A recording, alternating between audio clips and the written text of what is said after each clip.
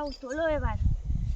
হয়েছে সেই রকম টাটকা টাটকা ধনে পাতা গরম ভাত দিয়ে বাটা খেতে দারুণ লাগে। প্রচন্ড জলের হাওয়া, ঠান্ডা বিশাল ঠান্ডা পড়েছে, ঠান্ডা দিয়েছে আজকে বিশাল।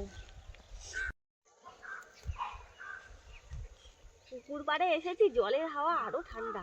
আমি তো চাদরটা রেখে আসলাম, খুব ঠান্ডা বাবা লাগছে বিশাল। আমার পিছনের দিক দিয়ে বরফ হয়ে যাচ্ছে। কি সুন্দর হয়েছে ধনে পাতাগুলো, তার মধ্যে আবার লাল শাকগুলো দেখো দানা ধরার জন্য রেখেছে তোমার ঠাম্মা। হ্যাঁ এইগুলো ঠাম্মা বলছিল খেতে, প্রচন্ড লাল এই শাকগুলো। ধনে পাতা তুলছি তা ধনে পাতার গন্ধ বেরোচ্ছে। বাতাসও দিয়েছে উত্তরে। বাবারে বাবা, বুঝিস আমি গিয়ে আগে চাদর নিয়ে আসবো, চাদর না নিয়ে আসলে ধনে পাতাটা ভালো মোটা মোটা হয়েছে বলো। হ্যাঁ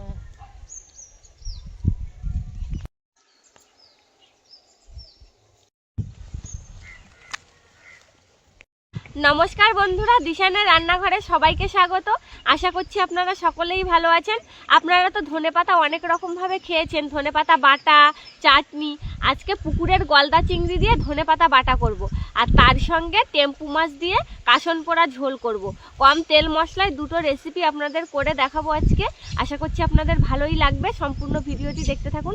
ধনেপাতাগুলো তুলে নিচ্ছি, একদম টাটকা বাগানের ধনেপাতা, সকালবেলায়।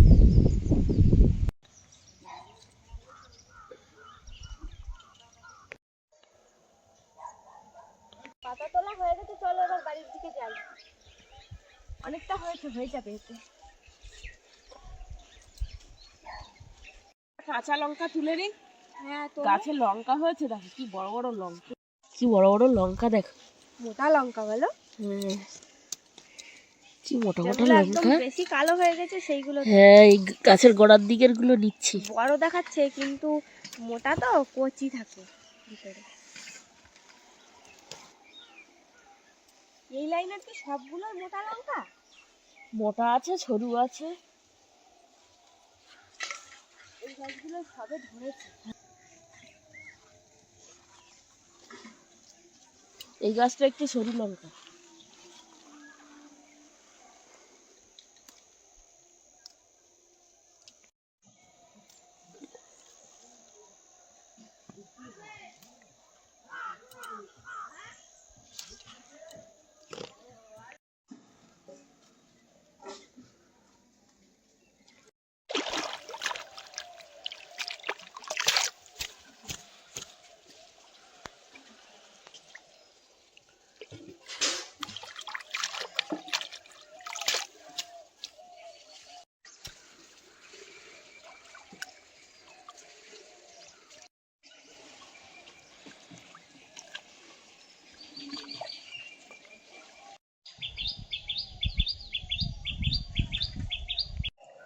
মা উনুন জ্বালাতে জ্বালাতে আমি চিংড়ি মাছটা কেটে দেবো।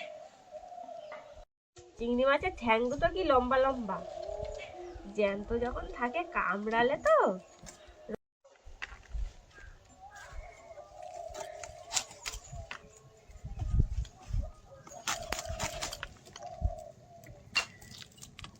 চিংড়ি মাছের মাথায় খাদ্য থলি এই যে।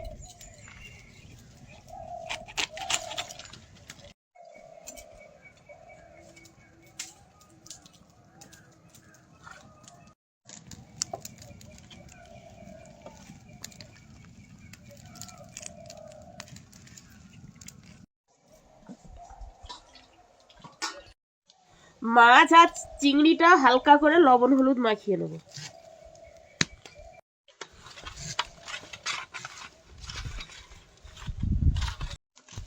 কাসন পোড়া রান্না করার জন্য শুকনো খোলায় সর্ষেটা ভেজে নেব।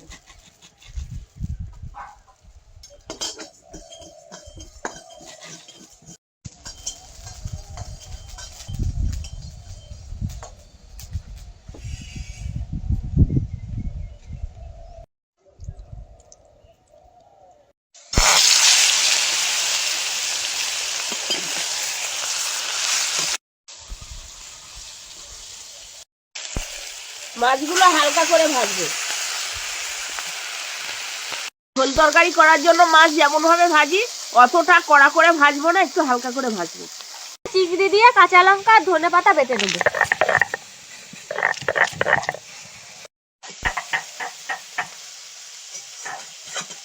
আপনারা চাইলে মিক্সিতেও বেটে নিতে পারেন, তবে শিলনোড়ায় বাটার স্বাদ মিক্সিতে আসে না।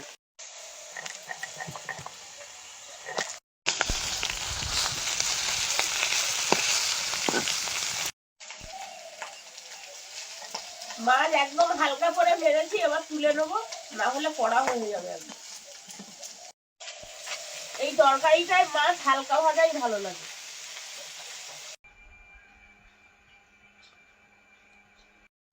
তেলের মধ্যে কালো জিরে আর কাঁচা লঙ্কা ছেঁড়া দিয়ে দেবো।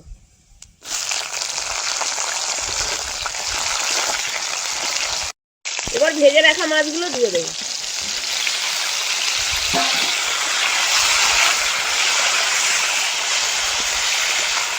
সামান্য পরিমাণে হলুদ, পরিমাণ মতন লবণ,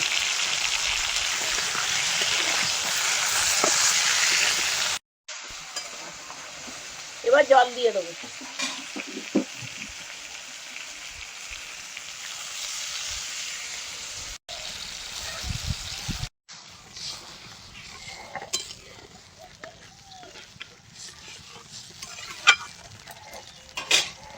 এবার কিছুক্ষণ ঢাকা দিয়ে রেখে দেবো। ধনেপাতাটা বেটে নিয়েছি, এবার ভাজা সরষেটা বেটে নেব। জল দেব না, শুকনো শুকনোই গুঁড়ো করে নেব।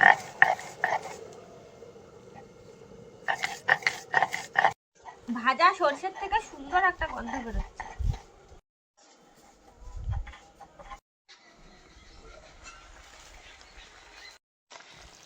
এবার ভাজা সরষের গুঁড়োটা দিয়ে কিছুক্ষণ ফুটিয়ে নেব।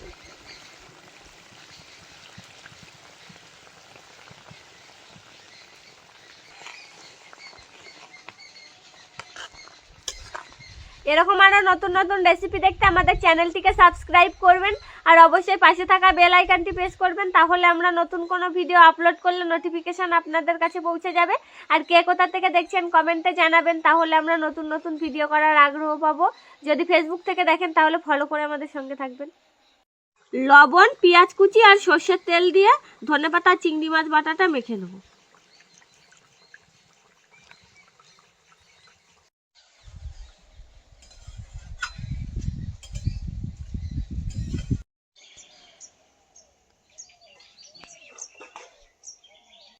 ওপর দিয়ে ধনেপাতা কুচি দিয়ে দেবো।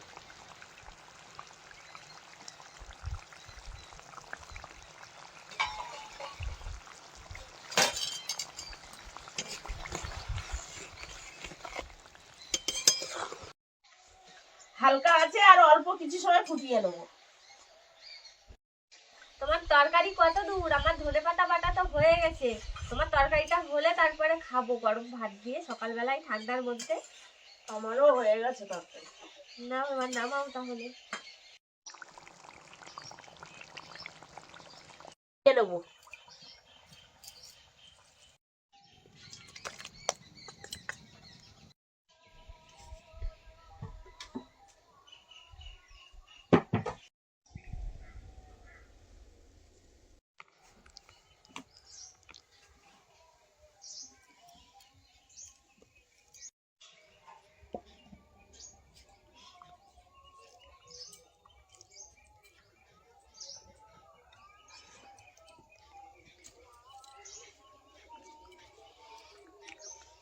ধনেপাতা বাটাটা যা সুন্দর খেতে হয়েছে কি বলবো, আর তার সাথে আবার চিংড়ি মাছ দেওয়া, দারুণ স্বাদ হয়েছে,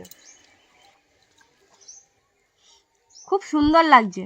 আপনারা অনেকে আছেন ধনেপাতা পছন্দ করেন না, কিন্তু যারা পছন্দ করেন অবশ্যই খেয়ে দেখবেন।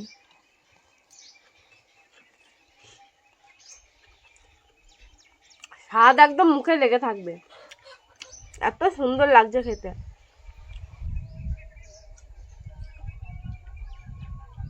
আপনারা চাইলে পেঁয়াজটা নাও দিতে পারেন, তবে আমরা বেশিরভাগই পেঁয়াজ দিয়ে খাই। আমাদের বাড়ি যখনই খাওয়া হয় পেঁয়াজটা দিয়ে খাই, খুব ভালো লাগে পেঁয়াজ দিয়ে খেতে।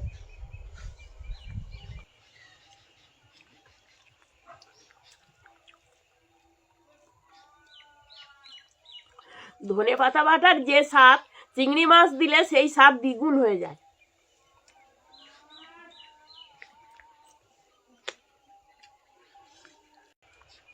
দারুণ হয়েছে।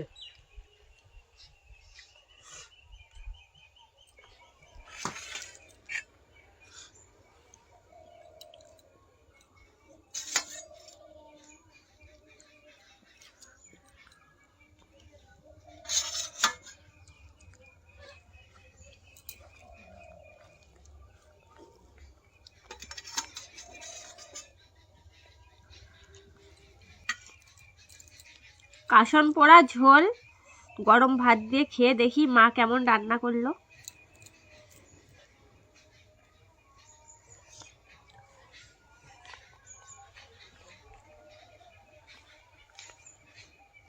খুব সুন্দর হয়েছে তরকারিটা, গরম গরম খেতেও খুব ভালো লাগছে। আর যে সর্ষে বাটাটা দেওয়া আছে গুঁড়ো করে, সেই সর্ষের গুঁড়ো দেওয়া তরকারি তো খুব সুন্দর লাগছে তরকারিটা খেতে। গুঁড়ো করা সর্ষের একটা আলাদাই স্বাদ। আপনারাও এই রেসিপিটা বাড়িতে তৈরি করে খেয়ে দেখবেন, খুবই কম তেল মশলায় আর খেতেও খুব সুন্দর হয়। আর আমাদের আজকের ভিডিওটা শেষ পর্যন্ত দেখার জন্য ধন্যবাদ। ভালো লাগলে লাইক কমেন্ট শেয়ার করবেন। আবার ফিরে আসবো নতুন একটা রেসিপি নিয়ে। সবাই ভালো থাকবেন, সুস্থ থাকবেন।